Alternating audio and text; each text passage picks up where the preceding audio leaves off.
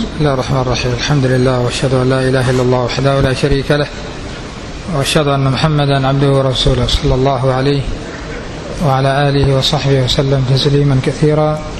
اما بعد، قال المصنف رحمه الله: اخذنا في الدرس الماضي او قرانا ما يتعلق بكون اخبار الآحاد تنقسم الى 3 أقسام، منها المقبول،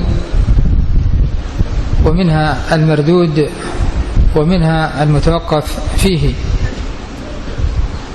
أما المقبول فهو الذي رجح صدق المخبر به، وأما المردود فهو الذي رجح كذب المخبر به أو لم يرجح صدق المخبر به. وتقدم أنه على مراتب. المقبول هو على مراتب، منه ما هو في أوج الصحة، ومنه ما هو وسط، ومنه ما هو في أدنى درجات القبول. فمنه المقبول، والمقبول لا يستوي، ومنه المردود وهو الذي لا تتوفر فيه شروط الصحة.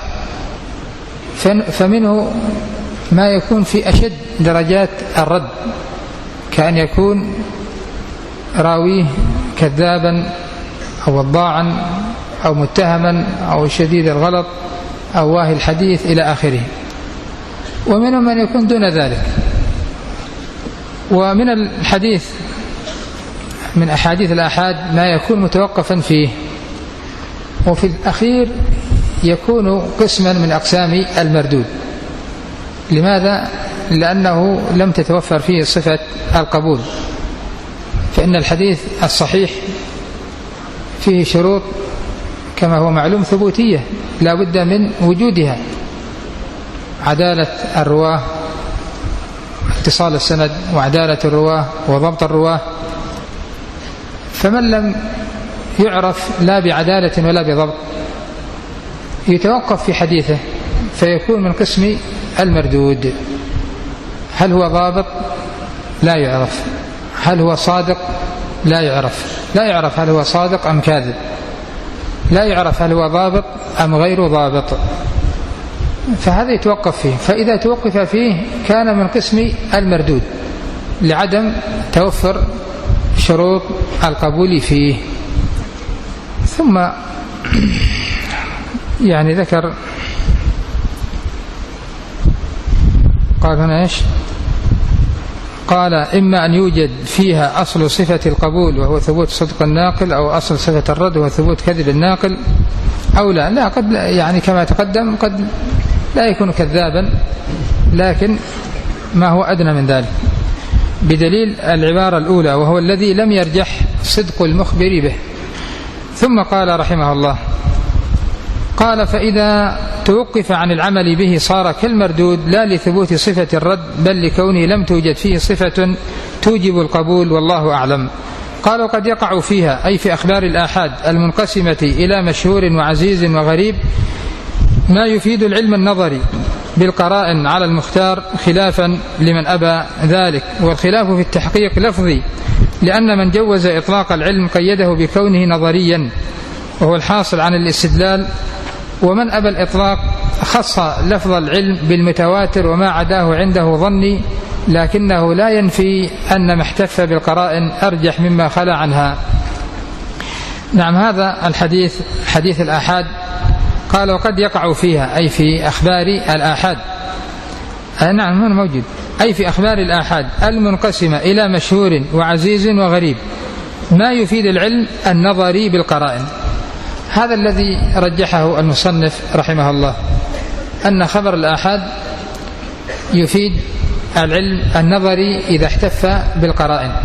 وهذا قول طائفة من محققي العلماء، ونسب هذا القول إلى ابن القيم وأنه رجحه، وهكذا أسند أو نعم قيل أنه قول الإمام أحمد رحمه الله. والقول الثاني أنه لا يفيد العلم ولو احتف بالقرائن. خبر الآحاد لا يفيد علما، وهذا نسبه النووي رحمه الله إلى قول الأكثرين وقول المحققين من أهل العلم، للعلة المتقدمة أن الراوي وإن كان ثقة ضابطا لكن هناك احتمال أن يكون قد وهم، فلأجل هذا لا يفيد العلم. ومنهم من قال هو يفيد العلم إن لم يحتف بالقرائن. وأيضا نسب هذا القول إلى الإمام أحمد رحمه الله وإلى داود الظاهري وطائفة. والراجح الذي يستفاد من كلام العلامة ابن القيم رحمه الله أن خبر الآحاد الحديث الذي ثبت من أحاديث الآحاد قال وتلقته الأمة بالقبول، ولكن لا بد أن نعرف أن مراد ابن القيم رحمه الله بحديث الآحاد الثابت الذي تلقته الأمة بالقبول يريد بتلقي الأمة له بالقبول أنه صح ولم يأتي عن أحد من الأئمة الطعن فيه. ما هو الحديث المتلقى بالقبول؟ هو الذي صح سنده ولم يطعن فيه أحد من الأئمة. فهذا عند ابن القيم رحمه الله من الحديث الذي تلقته الأمة بالقبول، فهذا يفيد العلم والعمل. ونسب هذا القول إلى الجمهور من أهل العلم بما فيهم الأربعة وغيرهم. وذكر هذه المسألة في كتابه الصواعق المرسلة، وذكر الأدلة على إفادة خبر الآحاد إذا ثبت وتلقته الأمة بالقبول على أنه يفيد العلم والعمل. ذكر الأدلة الكثيرة على ذلك، وهذا هو الراجح، لأن الله سبحانه وتعالى قد ذم في كتابه الكريم الظن فقال إن يتبعون إلا الظن، وقال سبحانه وتعالى ولا تقف ما ليس لك به علم. فهذه الأخبار التي ثبتت عن النبي صلى الله عليه وسلم بها يتعبد المتعبدون ويأخذ الآخذون في باب العقائد والمعاملات والأحكام والعبادات وسائر الأمور. وكما تقدم النبي صلى الله عليه وسلم كان يرسل الدعاة والمعلمين والمرشدين إلى القرى والبلاد والأمصار ينقلون عنه العقيدة والعبادات والمعاملات، وكان الصحابة يتلقون ذلك ويعملون به. فلولا إفادة أخبارهم للعلم لما صح عملهم بها. فإذا قيل كيف يستدل على إفادة خبر الآحاد للعلم بهذه الآثار وهي في نفسها آحاد، أو بهذه الأحاديث وهي في نفسها آحاد؟ فالجواب بمجموعها تفيد التواتر المعنوي، كتواتر جود حاتم الطائي، وتواتر شجاعة علي بن أبي طالب. هناك حكايات عن حاتم الطائي أنه كان جوادا كريما سخيا، هذا مثلا يقول تصدق بجمل، وهذا يقول ب1000 دينار، وهذا يقول ببيت، وهذا يقول بكذا وكذا. فتفيد تواترا معنويا أنه كان جوادا وكان كريما. وهكذا الحكايات المنقولة عن علي بن أبي طالب وغيره في شجاعته من هذا الباب. فالنبي صلى الله عليه وسلم ما يدل على ذلك أنه نزل عليه تحويل القبلة إلى جهة الكعبة، والناس في صلاة الصبح في قباء يصلون، فجاءهم آت وأخبرهم أن القبلة قد تحولت، فاستداروا وتوجهوا إلى الكعبة وقد كانوا في صلاة. فلولا أن خبر الآحاد يفيد عندهم العلم لما فعلوا ذلك. وأيضا قوله سبحانه وتعالى يا أيها الذين آمنوا إن جاءكم فاسق بنبأ فتبينوا، فالله سبحانه وتعالى أمر بالتبين إذا جاء الخبر من الفاسق. وفي قراءة فتثبتوا، فإذا جاء الخبر من الثقة فلماذا أمر الله سبحانه وتعالى بالتبين حتى يحصل الوثوق ويوصل بذلك إلى العلم؟ إن جاءكم فاسق بنبأ فلا تأخذوا به ولا تستفيدوا منه علما حتى يأتيكم به الثقة، فإذا جاءكم به الثقة فاقبلوه وحصلوا منه علما. فهذا يفيدنا على أن خبر الثقة العدل يفيد العلم. وهكذا في قوله سبحانه وتعالى: وكذلك جعلناكم أمة وسطا لتكونوا شهداء على الناس ويكون الرسول عليكم شهيدا. وفي قوله سبحانه: وفي هذا ليكون الرسول شهيدا عليكم وتكونوا شهداء على الناس. هكذا يكونون شهداء على الناس، يعني بهذه الأدلة أن الرسل بلغوا أممهم. وهكذا النبي صلى الله عليه وسلم كان يقول لأصحابه: هل بلغت؟ فيقول: نعم. فيقول: اللهم فاشهد.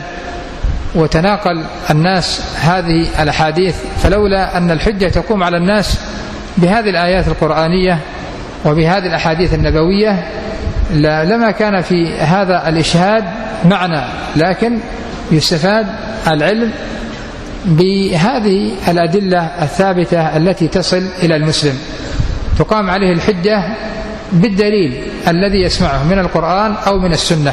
والحجة لا تقوم إلا بالعلم. وفي هذا يقول الله سبحانه وتعالى: فليحذر الذين يخالفون عن أمره أن تصيبهم فتنة أو يصيبهم عذاب أليم. فمن بلغته السنة عن رسول الله صلى الله عليه وسلم فردها أو لم يعتقد فيها العلم فيخشى عليه. فلولا أن الأحاديث عن رسول الله صلى الله عليه وسلم تفيد العلم لما توعد الله سبحانه وتعالى بهذا. وهكذا في مثل قوله سبحانه: فإن تنازعتم في شيء فردوه إلى الله وإلى الرسول إن كنتم تؤمنون بالله واليوم الآخر. فردوا إلى الله أي إلى كتاب الله، وإلى الرسول أي إليه صلى الله عليه وسلم في حياته، وإلى سنته بعد وفاته.